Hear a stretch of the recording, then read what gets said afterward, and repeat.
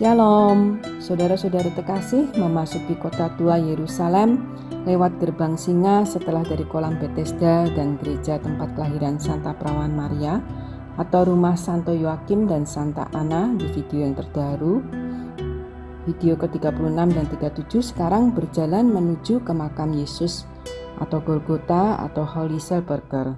Sebelum masuk ke 14 stasi atau perhentian dan makam Yesus, video kali ini mulai dari Litostrotos dalam bahasa Yunani atau Yohanes bab 19 ayat 13, Eke Homo di Yohanes 19 ayat 5, Gereja Flagellation dan Condemnation.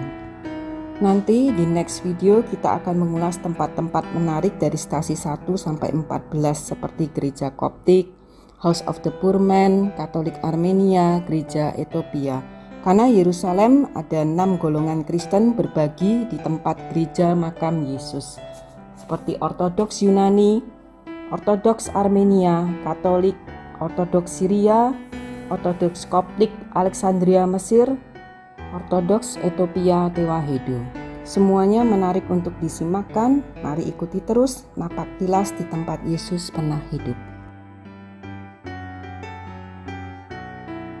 Yesus diadili oleh Pontius Pilatus di ruang pengadilan dan dipaksa untuk memikul salib, dikenal dengan nama Praetorium atau Gabata dalam bahasa Aram atau Ibrani, atau Litostrotos dalam bahasa Yunani, atau disebut juga Balai Pengadilan.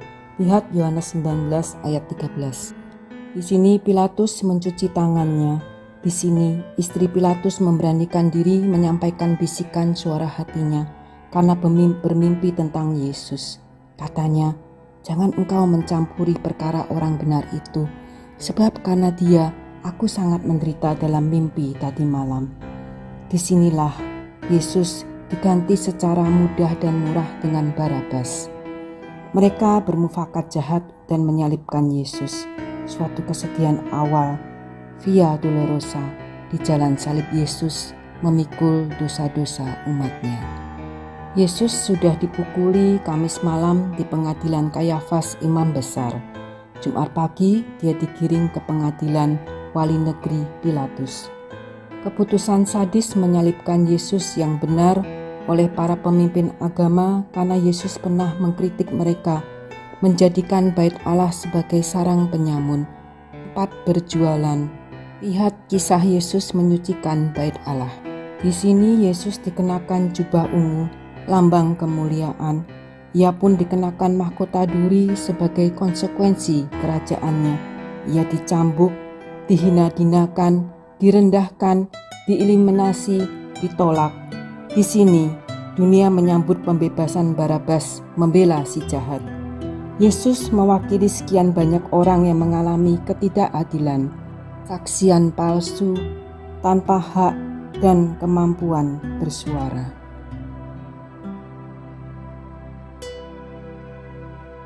Pilatus adalah tawanan dari posisinya, terikat dan terbelenggu oleh teriakan massa yang tidak mengenal yang ada di hadapannya dengan kata-kata Eke Homo, Yohanes bab 19 ayat 5. Lihatlah manusia itu, Allah yang menjadi manusia, mengambil rupa hamba dalam ketaatan sampai mati.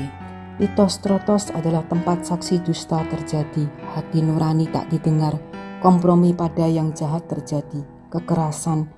Sebuah kapel berdiri megah merekam dan mengabadikan detik-detik Yesus dicambuk dan dipukuli. Chapel of Flagellation and Condemnation.